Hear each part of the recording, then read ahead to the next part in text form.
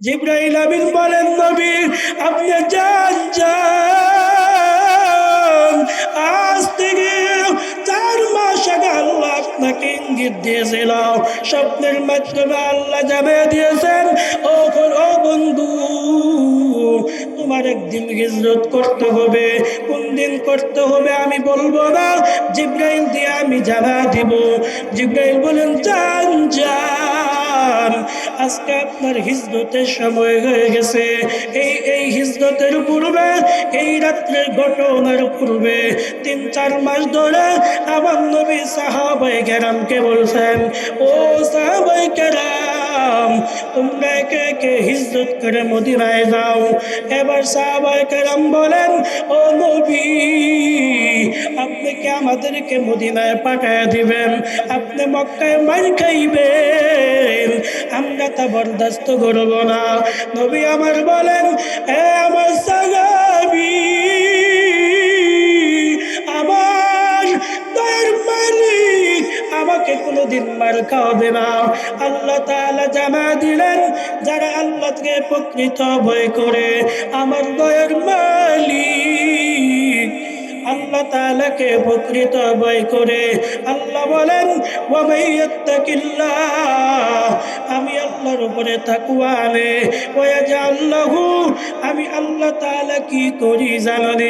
ওয়া ইয়াজআল্লাহু মাখরাজা, ওই বান্দারা যত বিপদে পড়ুক না কেন, আমি ফেরেশতা দিয়া ওই বান্দারে আমি উদ্ধার করে নিয়ে আসে।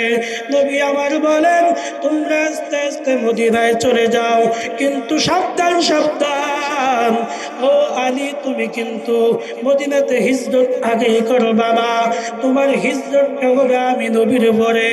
এবার জিবরাইল বলেন, ও নবী, আপনার আর ঘুমিয়ে থাকার সময় নাই, এবার আপনি মদিনায় হিজরত করে রওনা দেন। আমার নবী ডাক দিয়া বলেন, এরে জিবরাইল, আমি হিজরত করে মদিনায় চলবো, কিন্তু পুরা গড়টা তো ঘেরাও করে দিয়েছে, কাফেররা তো আমি নবীর গড়টা পাকড়াও করে দিয়েছে। আমি নবীর হাতে কোনো অস্ত্র নাই, আমি নবীর হাতে কোনো তীর বল্লম নাই। আমার সামনে যারা দাঁড়িয়ে আছে, এদের হাতে অস্ত্র শস্ত্র নিয়েও এই গোটা গড়টাকে কাফেররা ঘেরাও করে রেখেছে। আমি কেমনে যাই বলে, এরা জিবরাইল কও। জিবরাইল বলেন, নবী, এই যে জান্নাত থেকে আল্লাহ তাআলা কুদরতি ভাবে আমি জিবরাইলকে বলে দিয়েছেন, শুধু তাই না গো নবী, এই যে আমি এক মুষ্টি মাটি নিয়ে আসছি, এই এক মুষ্টি মাটি, আরেক রাত আসছে এক মুষ্টি বালি, মাটি বা বালি আল্লাহ নবীর হাতে জিবরাইল হস্তান্তর করে দিলেন। আর বললেন, নবী, আপনি ঘর থেকে দরজা খুলে বের হন, আর ওই মানুষদেরকে আপনি টার্গেট করিয়া এই এক মুষ্টি বালু নিক্ষেপ করবেন। আমার আল্লাহ আসমানের মালিক, ওয়া মা রামাইতা ইয রামাইতা ওয়ালাকিন্নাল্লাহ রামা, আমার দয়ার মালিক এই বালিটাকে পৌঁছে দিবে। জিবরাইল নবীকে বলেন, আমি এখানে বসে বসে রইলাম, আপনি ঘর থেকে বের হওয়ার পরে যাইব। এবার আমার নবী ওই বালিটা কাফেরদেরকে উদ্দেশ্য করে মারলেন। আল্লাহ বলেন, ও ফেরেশতার দল, তোমরা কে কোথায় আছো? এই বালিগুলা আমার নবী মেরেছে, আমি আল্লাহ তাআলা আদেশ করে দিলাম। নবী আমার বলেন, ইয়াসিন ওয়াল কুরআনিল হাকিম, এই সূরা ইয়াসিন থেকে নিয়ে নবী আমার ফাআগশাইনাহুম ফাহুম লা ইউবসিরুন, এই পর্যন্ত বললেন, আর এই হাতের বালিগুলা মেরে দিলেন। আল্লাহ তাআলা আসমান থেকে বলেন, ও আমার হাবিব, আমি আল্লাহ তাআলা এই মাটিগুলার দ্বারা কি করি দেখবেন। আল্লাহ তাআলা বলেন এই মাটিগুলার আল্লাহ আদেশ করে দিলেন। কি আদেশ করলেন জানো? আমার আল্লাহ বলে দিলেন যে মাটি আমার বন্ধু নিক্ষেপ করেছেন, এই মাটিগুলা প্রত্যেকটা কাফেরের চোখের মধ্যে গিয়া লেগে যাবা। আমার আল্লাহর হুকুম আসমান মানে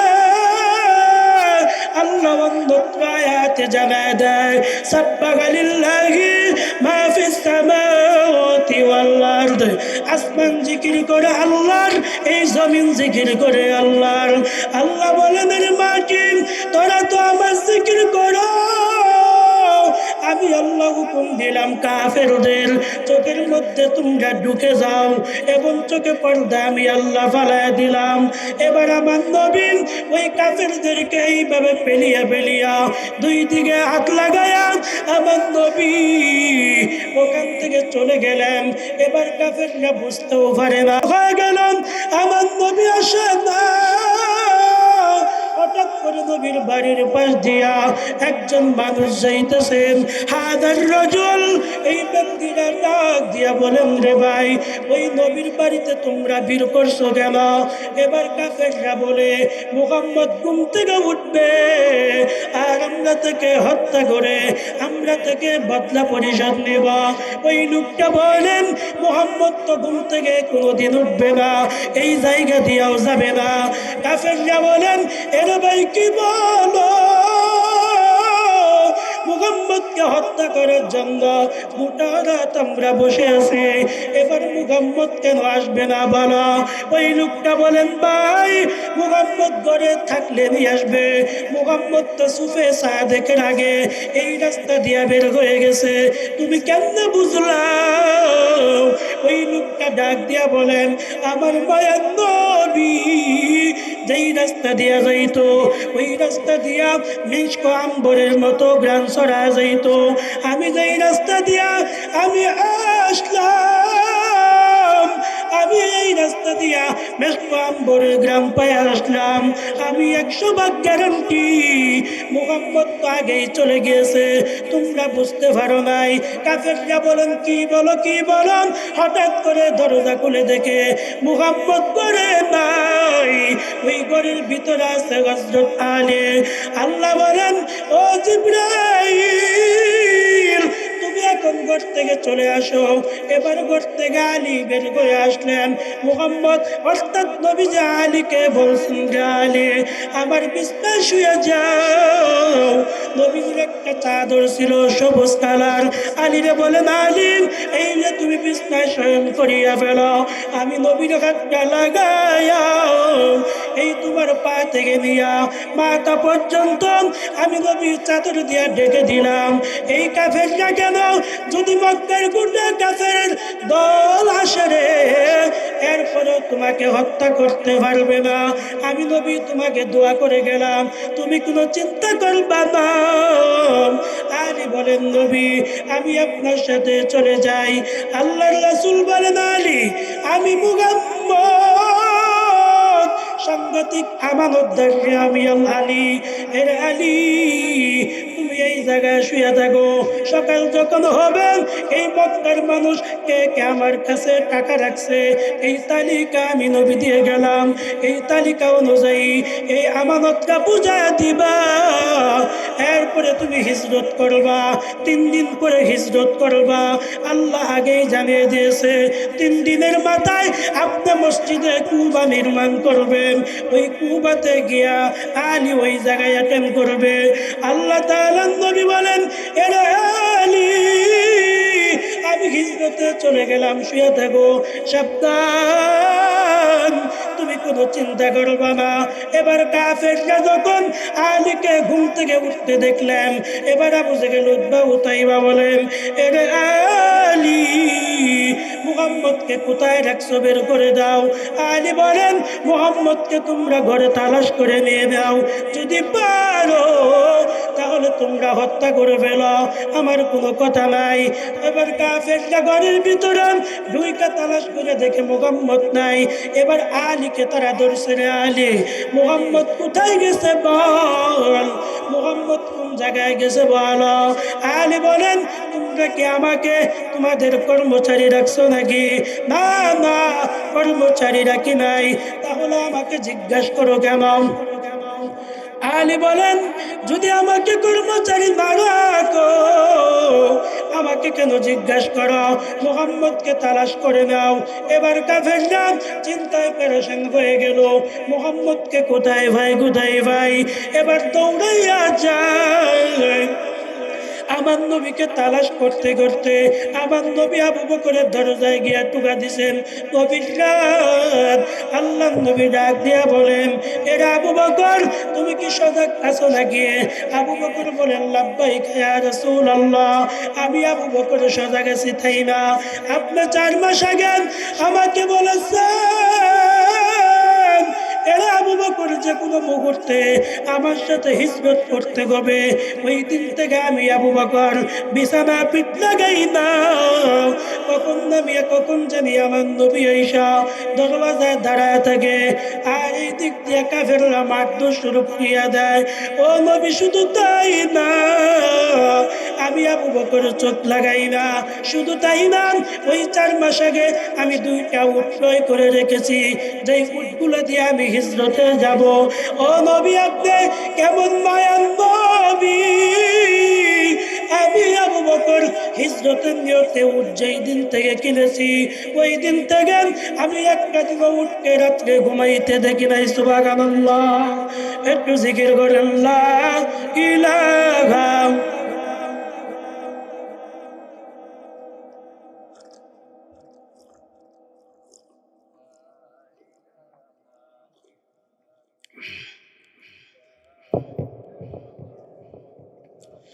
লা ইলাহা ইল্লাল্লাহ মুহাম্মাদুর রাসূলুল্লাহ সাল্লাল্লাহু আলাইহি ওয়াসাল্লাম। যেই দিন থেকে আমি ওই 2টা উটকে ক্রয় করেছি, উটগুলো ঘুমায় না। শুধু তাই না, আবু বকর বলেন, আমার মেয়ে যে আসমা, আসমাও রাত্রে ঘুমায়। তাড়াতাড়ি চলেন, হিজরতে যাইতে হবে। কোন রাস্তা দিয়ে? যেই রাস্তা দিয়ে কোনো মানুষজন যায় না। এই রাস্তা দিয়ে যদি মেইন রোড দিয়ে কেউ চলাচল করে, তাহলে কি তারা খুঁজ পেত না? তার তালাশ কিন্তু পেয়ে যাবে। এই জন্য তাদেরকে পথ দেখানোর জন্য এক লোক ছিল, উরাইকা। ওই লোকের নাম কি? উরাইকা। 400 দিরহাম দেওয়া ওই লোকরে, ওই তারা রাখছিল পথ দেখানোর জন্য, রাহাবর। এই উরাইকা রাস্তা দেখায় দিত। নবীজি এত রাস্তা চিনেন না, আবু বকর চিনেন না, কিন্তু উরাইকা এই ব্যক্তি ব্যবসা বাণিজ্য করতো, সারা দেশ দুনিয়া ঘুরতো। এর লিগে আগে থেকেই বলছিল যে তুমি রাস্তা দেখায় দিবা। এবার নবীজির হিজরত শুরু হয়ে গেল। নবীজি আমার হিজরত শুরু হয়ে গেলেন। আবু বকর ডাক দেয়া বলেন, নবী আপনি কোনো চিন্তা করবেন না। নবী আমার বলেন, রে আবু বকর, আমার কোনো চিন্তার কারণ নাই, তুমিও চিন্তা করবে না। দুইজনে হিজরত শুরু হয়ে গেল। নবী আমার কাঁদে। আবু বকর ডাক দিয়া বলেন, নবী আপনি কি ফাতেমার জন্য কান্না করেন? নবী আমার বলেন, না না, আমি ফাতেমার জন্য কান্না করি না। তাহলে কেন কান্না করেন? 2 নাতির জন্য নাকি? নবী আমার বলেন, না না, আমি আমার 2 নাতির জন্য কান্না করি না। কিন্তু আবু বকর, তুমি কি আমার সম্পর্কে জানো? মক্কার ভিতরে আমি নবী ইসলামটার দাওয়াত দিতাম, কিন্তু আমাকে থাকতে দিল না। যদি দূরের মানুষগুলো দৌড়াইতে, এত কষ্ট আমি হইতাম না। আমার আত্মীয় স্বজন যারা, এই মানুষগুলো আমি নবীকে থাকতে দিল না। নবী একটা পাহাড়ের উপরে দাঁড়াইয়া মক্কার দিকে তাকাইয়া ডাক দিয়া বলেন, এরে কাবা, তোরে আমি বড় মোহব্বত করি, আমি বড় মায়া করি। কেন মায়া করি জানো? আল্লাহ তাআলা পবিত্র কালামে বলে দিয়েছেন, ইন্না আউওয়ালা বাইতিউ উদিয়া লিন-নাস লাল্লাযী বিবাক্কাতা মুবারাকাও ওয়া হুদাল লিল আলামিন। আল্লাহ তাআলা বলেন, এই পৃথিবীতে প্রথম একটা ঘর নির্মাণ করেছে, ওই ঘরটা হলো কাবা ঘর, ওই ঘরটা হলো বাইতুল্লাহর ঘর। ওই ঘরটা হলো এই পৃথিবীর একেবারে নিউট্রালের মাঝখানে। আল্লাহ বলেন, এরা বান্দা শুনো,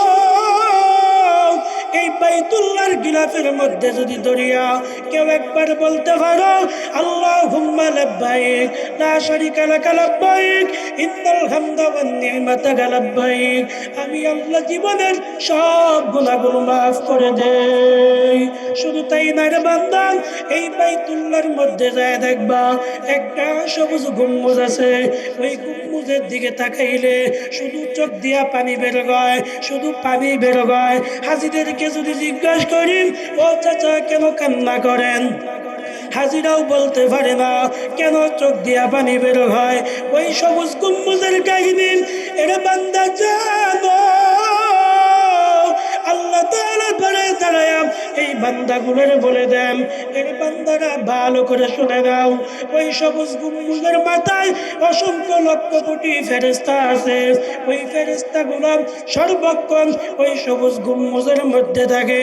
যদি কোনো বান্দা ওই দিকে তাকায়, ওই বান্দাদের জন্য আল্লাহর কাছে ওই ফেরেশতারা দোয়া করে বলেন, এর দয়ার মালিক এই হাজিদেরকে মাফ করে দাও। আল্লাহ বলেন, শুধু তাই না, এই বাইতুল্লাহ যায় দেখবি একটা গেট আছে বাবুস সালাম, আরেকটা গেট আছে বাবুন নাইম, আরেকটা গেট আছে বাবুল কদিম। এই গেটগুলো দিয়ে যখন ঢুকবা, আল্লাহ তাআলা বলেন, এই বান্দার যত জীবনের গুনাহ আছে আমি আল্লাহ সব গুনাহ মাফ করে দেই। আতিনা ফি দার দুনিয়া নাগসান, আতিনা ফি দার উকুবা নাগসান, ইয়া গিয়াসাল মুস্তাগীথি নাগাতিনা লাফতিখারা বিল উলুমে ওয়াল গিনা। আল্লাহ যদি মাফ না করেন, এরা বান্দা নামাজ পড়ে তুমি জীবন শেষ করে দিলাও, গুনাহ মাফ হবে না। এই জন্য আমার মালিক বলেন, নামাজের মধ্যে একটাই দোয়া করবা, আয় আল্লাহ মাফ করে দাও। জীবনে যদি এই দুনিয়ার সব কিছু পাইলা, আল্লাহ যদি মাফ না করেন, তাহলে বান্দা তোমার কোনো উপায় নাই।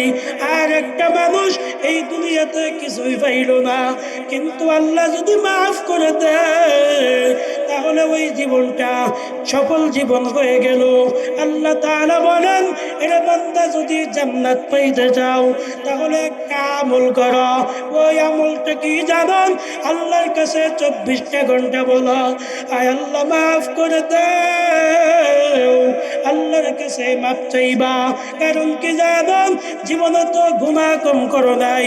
এরা বান্দা রাতের বেলায় গুনাহ, দিনের বেলায় গুনাহ, 24 ঘন্টা গুনাহ করে করে জীবনটা নষ্ট করে দিলা। এই জন্য মাফ চাও, আল্লাহ যদি মাফ করে দেয় জীবনটা সফল হয়ে যাবে। আমি বলতেছিলাম, এবার নবী হিজরত শুরু করলেন। হঠাৎ হিজরত করে যাওয়ার কালে নবী আমার একটা ওই গুহার ভিতরে অবস্থান করলেন। যেই গুহাটার নাম হেরা, যেই গুহাটার নাম হলো সৌর গুহা। ওই গুহার ভিতরে যাইয়া আমার নবী আবু বকরকে বললেন, এ আবু বকর, ভালো করে শুনো, এই গুহার ভিতরে তুমি আর আমি অবস্থান করব। আমার নবীর কথা শুনে আবু বকর ডাক দিয়া বলেন, ও পয়গম্বর, এই গুহাটা কোন জামানার জানাও নাই। এই গুহার ভিতরে যদি সাপ থাকে, পোকামাকড় থাকে, তাহলে তো আমাদেরকে দংশন করবে। ও পয়গম্বর, আপনি আপনি একটু বাহিরে অপেক্ষা করেন, আমি আবু বকর যায় এই গুহার ভিতরে ঢুইকান, আমি আবু বকর সাফ করে নেই এর উপরে এই গুহাতে প্রবেশ করবেন। আমার নবী বলেন, এরা আবু বকর, তুমি এই গুহার ভিতরে ঢুকিয়া ঢুকিয়া এই গুহাতে সাফ করিয়া ফেলো। আবু বকর গুহার ভিতরে যায়া এবার গুহাটা পরিষ্কার করা শুরু করলেন। পরিষ্কার করে করেন আমার নবীকে ডাক দিয়া বললেন, ও পয়গম্বর, এবার গুহার ভিতরে প্রবেশ করেন। নবী আমার প্রবেশ করলেন, কিন্তু আবু বকর ডাক দিয়ে বলেন, ও পয়গম্বর, একটা জিনিস কি লক্ষ্য করেছেন নাকি? এই গুহাতে ময়লা নাই, কিন্তু অসংখ্য ছিদ্র দেখা যায়। যদি ওই কাফেরের দলের আমাদেরকে খুঁজতে খুঁজতে এই জায়গায় যদি চলে আসে, এই ছিদ্র দিয়ে আমাদেরকে দেখে ফেলবে, তাহলে কি করতে হবে জানো? আমি আবু বকর আমার পায়ের বৃদ্ধা আঙ্গুলি দিয়া এই ছিদ্রগুলা বন্ধ করে নিব। এবার আবু বকর কেন আমার নবী বললেন, এরা আবু বকর, পা দিয়া তুমি বন্ধ করতে হবে না, তোমার যে কম্বল আছেন এই কম্বল ছিঁড়ে ছিঁড়ে ওই ছিদ্রগুলা বন্ধ করে দাও। আমার নবীর কথা আবু বকর ওই ছিদ্রগুলা বন্ধ করে দিলেন। আমার নবীকে বললেন, ও নবী আমার, আপনি তো রহমাতুল লিল আলামিন, আমার উরুর মধ্যে হাতরে, আমার উরুর মধ্যে আপনার মাথা রেখা আপনি ঘুমায় যান, আমি আবু বকর ঘুমাবো না। যদি কাফেররা আসে আমি আলকাই প্রতিহত করব। নবী আমার ঘুমায় গেলেন। এবার আবু বকর হঠাৎ করে তাকায় দেখে সবগুলো এই গর্তের ছিদ্রগুলা বন্ধ করা সম্ভব হয়ে গেল। একটা মাত্র ছিদ্র, ওই ছিদ্র বন্ধ করব, কম্বল নাই। আমার আবু বকর চিন্তা করলেন, আমার নবী যদি ওই ছিদ্র দিয়ে কোনো পোকামাকড় এসে দংশন করে, তাহলে তো আমি আল্লাহর কাছে আসামি হয়ে দাঁড়াইতে হবে। এবার আবু বকর বললেন, আমি এটা করতে দিব না। আবু বকর ওই পায়ের আঙ্গুলি দিয়া ওই ছিদ্র বদ্ধ করে দিলেন। হঠাৎ করে একটা সাপ ওই ছিদ্রের মধ্যে ছিল। এবার সাপটা লেজ দিয়া ওই আবু বকরের ওই পায়ের আঙ্গুলের ভিতরে ওই সাপটা এইভাবে লাড়া দিল। আবু বকর বুঝতে পারে নাই, আবু বকর বুঝতে পারে নাই। একবার দুইবার তিনবার দেওয়ার পর ওই সাপটা রাগান্বিত হইয়া ওই আবু বকরের পায়ের মধ্যে ওই সাপে দংশন করিয়া দিল। আবু বকর হঠাৎ করেন পুরা শরীরটা বিষে ঝাড়ঝাড় হয়ে গেল। আবু বকর কান্না করে, কিন্তু নবীকে ঘুম থেকে সজাগ করে না। আবু বকরের কান্নার কারণে চোখ দিয়া দুই ফোঁটা পানি হঠাৎ করে ওই নবীর চোখের মধ্যে পড়ে গেল। নবী আমার ওই গরম পানি পড়ার পর হঠাৎ করে জাগ্রত হয়ে দেখে আবু বকর কান্না করতেছেন। নবী আমার বললেন, রে আবু বকর, কেন কান্না করো? তুমি মনে হয় তোমার মেয়ে আসমার জন্য কান্না করতেছো নাকি? আবু বকর বলেন, না না, তাহলে কি তোমার স্ত্রীর জন্য কান্না করো নাকি? আবু বকর বলেন, না, তাহলে কেন কান্না করো? নবী আমার বলেন, রে আবু বকর, আমি তোমাকে জোর করে কিন্তু নিয়ে আসি নাই, তুমি এমনিতেই এসেছ, এখন আবার কেন কান্না করো বলো? হঠাৎ করে আমার নবী আবু বকরের দিকে তাকায় দেখে আবু বকরের চেহারাটা সবুজ হয়ে গেছে। আমার নবী বলেন, এরা আবু বকর, তোমার চেহারাটা কেন সবুজ হয়ে গেল? আবু বকর বলেন, নবী, আমি বলতে পারি না, তবে এতটুকু বলতে পারি, আমি যেই যে আমার বিদ্যা আঙ্গুলি দিয়া ওই গর্তটা আমি বন্ধ করেছি, কিন্তু কে জানি কোন প্রাণী জানি আমাকে ওই বিদ্যা আঙ্গুলির মধ্যে একটা কামড় বসায় দিছে, আমার শরীর কাঁপতেছে।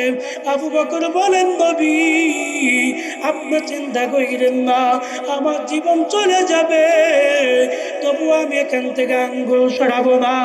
আবু বকরকে বলেন, নবী, এরা আবু বকর আঙ্গুলটা ওখান থেকে সরায় ফেলো। এই গর্তের ভিতরে যে কোনো প্রাণী থাকলে আমি নবীকে চিনবে, কোনো চিন্তা করবা না। আমি নবীকে গাছে চিনেন, আমি নবীকে মাছে চিনে, আসমান জমিন সব আমি নবীকে চিনে। এবার আবু বকর এখান থেকে আঙ্গুলটা সরায় ফেললেন।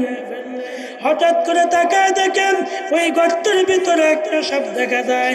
মুফাসসিরিনে কেরাম লেখেন, হায়াতুল হাইওয়ান কিতাবের মধ্যে লেখেন ওই সাপটার বয়স ছিল 110 বছর। কয় বছর? 110 বছর। যদি কোনো সাপের বয়স যত বাড়ে, ওই বিষের তেজও কিন্তু তত বাড়ে। 110 বছর ছিল বয়স। ওই সাপটা বের হয়ে আসলো। আসার পরে নবীজি বললেন, তুমি আমার আবু বকরকে কেন দংশন করলা? ওই সাপটা বললেন, নবী, আমি 110 বছর ধরে এই গুহার ভিতরে ঢুকছি। আমি ঠিক মতো কোনো খাবার খাই না, আমি বাইরে যাই না। কেন যাই না? আমি জানছি যে এই রাস্তা দিয়ে একজন নবী যাবে, এই গুহার ভিতরে অবস্থান করবে। আমার মনে বড় আশা ছিল আমি ওই নবীকে দেখব, কিন্তু আপনার আবু বকর তো এই দরজা বন্ধ করে দিয়েছিল। প্রথমত আমি লেজ দিয়া টোকা দিয়েছিলাম, 3বার দেওয়ার পরে যখন আবু বকর পাও সরায় না, এরপরে আমি বুঝলাম যে কতক্ষণের মধ্যে আমার নবী তো চলে যাবেন, আমি তো দেখতে পারলাম না।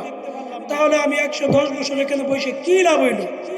এই চিন্তা করে আমি ধ্বংস করলাম। আবু বকর নবীজি বললেন, তুমি কি জানো না আবু বকর আমার হিজরতের সঙ্গী, আবু বকর আমার জান্নাতের সাথী, হিজরতের সাথী, তুমি কি জানো না? সাপ বললেন, হুজুর আমি জানি। এরপরে দংশন করছি কেন? আমি জানি আমি কামড় দেওয়ার পরে আবু বকর অসুস্থ হয়ে যাবে। এরপরে সারা দুনিয়ার শ্রেষ্ঠ ডাক্তার আপনি নবী মুহাম্মদুর রাসূলুল্লাহ সাল্লাল্লাহু আলাইহি সাল্লাম এখানে আছেন। আপনার দ্বারা এই আবু বকরকে সুস্থ করা সম্ভব, এটা আমি জানি। আবু বকর মারা যাবে না, এই জন্য আমি ধ্বংস করছি। আবু বকরকে নবীজি বললেন, ও আবু বকর, তোমার ওই পায়ের আঙ্গুলি আমার কাছে নিয়ে আসো। আমার আবু বকর নিয়ে আসলেন। এবার নবীজি তার জিহ্বা থেকে হালকা একটু থুতু ওই পায়ে লাগায় দিলেন। নবী আমার ডাক দিয়ে বলেন, এটা আবু বকর চিন্তা করবা না, মুহূর্তের ভিতরে ভালো হয়ে যাবা। হঠাৎ করে আবু বকর ওই গোটা শরীরটা ভালো হয়ে গেল, সবুজ কালার থেকে আগের কালার হয়ে গেল। আমার নবী বলেন, এরা আবু বকর চিন্তা করবা না, আমরা এখন হিজরতে চলে যাই। এবার ওই কাফের গোলাম নবীজিকে খুঁজতে খুঁজতে ওই হেরা গুহা, ওই সোয়ার গুহার মধ্যে আসছে। ওই সারি গুহার মধ্যে আইসা চতুর্দিক দিয়ে ঘুরতেছে। ওই গুহার মধ্যে মুফাসসিরিনে কেরাম বলেন, কবুতর বাসা বেঁধেছিল, মাকড়সায় জাল বুনেছিল, সব কিছু ক্ষুদ্র। আল্লাহর নবী বলেন, আবু বকর এবার আমাদের যাবার সময় হয়ে গেছে। আবু বকরকে লইয়া আমার নবী হিজরত করে আস্তে আস্তে চলে গেলেন মসজিদে কুবা বানায়া। এবার নবী হিজরত করে ওখান থেকে মদিনায় রওনা হয়ে গেলেন। অনেক লম্বা ঘটনা, আমি সংক্ষিপ্ত করে বলে দিলাম, 3-4 মিনিটের মধ্যে আমি শেষ করে দিব। এবার নবীজি হিজরত করে আবু বকর নবীর সাথে হিজরত করলাম। কিভাবে করলেন? ওই মদিনায় যখন নবী ঢুকলেন, মদিনার মানুষগুলা নবীজিকে রিসিভ করার জন্য ফুলের মালা লইয়া, ফুলের তুলা লইয়া দাঁড়ায় আছে। আমার নবীকে বারবার ওই মদিনার মানুষগুলা বলেন, ও দয়ার নবী, মাঝখানে অনেকটা ঘটনা রয়ে গেল। শেষ পর্যন্ত আমার নবী মদিনায় ঢোকার পরে ওই মদিনার মানুষগুলা বলেন, ও আমার নবী, আমার ঘরে আপনি অবস্থান করেন। অমুকে বলেন, আমার ঘরে আপনি অবস্থান করেন। সবাই সবার ঘরে নিতে চায়। নবী আমার বলেন, আমার যাওয়ার কোনো ইচ্ছা হবে না, আমার মন গড়া যাইতে পারবো না। এই উটটা যেই জায়গায় বসবে, আমি নবী যেই উটের মধ্যে বসে আছি, এই উটটা যেই জায়গায় বসবে ওই জায়গায় আমার হিজরত শেষ হয়ে যাবে। এবার উটটার দিকে সবাই তাকায় রয়েছে, তাকায় রয়েছে। কাজ করে দরওয়াজায় দাঁড়ায় যায়, ওই জায়গায় নবী হিজরত শেষ করে অবস্থান করবেন। এবার মানুষগুলো পাগলের মতো দাঁড়াইয়া দাঁড়াইয়া ওই উটটাকে ফলো করতেছে। হঠাৎ করে ভিড় জমাইয়া উটের রশি ধরে ওই মদিনার মানুষগুলা টানাটানি শুরু করে দিলেন। নবী আমার বলেন, সাবধান সাবধান, উটের রশি ধরে টানবা না, এটা তোমরা টানলে বসবে না।